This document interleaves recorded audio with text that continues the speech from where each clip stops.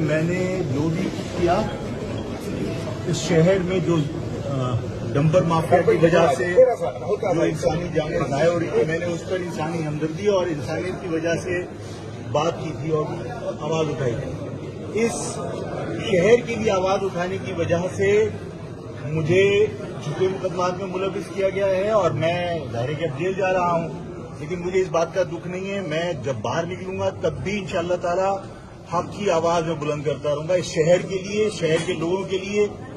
اس شہر کے لوگوں کو ظاہر مجھ سے اگر کوئی امید ہے تو میں اس امید پر پورا اترنے کی کوشش کروں گا، اس لیے کہ میں ان کا ہوں اور وہ میرے ہیں۔ اس شہر سے میرا تعلق ظاہر ہے کہ کوئی نیا نہیں ہے، تو اس شہر کے اندر جو کچھ ہو رہا ہے، جس طرح انسانی جانیں ضائع ہو رہی ہیں، تو اس پر میں نے آواز اٹھائی تھی اور اس آواز اٹھانے کی وجہ سے مجھے یہ سزا دی گئی ہے۔ یعنی میں آج جیل جا رہا ہوں، لیکن میرے اس جیل جانے کی وجہ سے وہ لوگ ایکسپوز ہو گئے جو ڈمپر مافیا اور واٹر ٹینکر کی مافیا کو سرپرستی کر رہے ہیں۔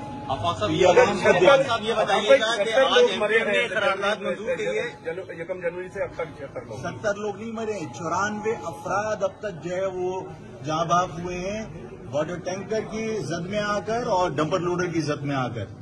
اور میں نے کوئی غلط مطالبہ نہیں کیا تھا، میں نے مطالبہ کیا تھا کہ جو لوگ جاں بحق ہوئے ہیں ان کے لواحقین کی مالی مدد ہونی چاہیے اور ان کے اعلان ہونا چاہیے۔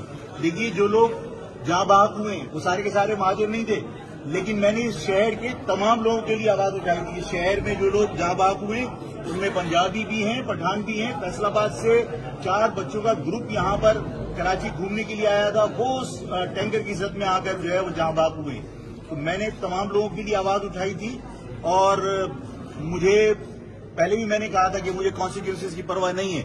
میرا فرض بنتا ہے کہ میں جہاں زیادتی ہو، جہاں ناانصافی ہو، میری درخواست یہ تھی کہ بھائی ان ٹینکرز کو، ان جو بڑے ڈمپر لوڈرز ہیں، ہیوی ٹریفک ہے، اس کو جو 6 بجے سے 11 بجے تک کا یا 11 بجے سے 6 بجے تک کا جو ٹائم ہے اس کے علاوہ نہ آنے دیا جائے۔ اچھا، آج ایک ایم کیو ایم کی جانب سے یہ کہا گیا ہے کہ مہاجر پختون سازش کرانے کی کوشش کی جا رہی ہے۔ حفیظ الدین صاحب نے اس حوالے سے قرارداد جمع کرا رہے ہیں۔ یہ ڈمپر مافیا کی آڑ میں مہاجر پختون فساد کرانے کی کوشش کی جا رہی ہے۔ ناظم آباد میں دیکھو جو ایم کیو ایم کا موقف ہے، ایم کیو ایم تو مطلب ظاہر ہے وہ کرے گی، لیکن دیکھو جو ناظم آباد میں، جو نئے ناظم آباد کے اندر جو واقعہ ہوا تھا وہ پختون کا واقعہ تھا۔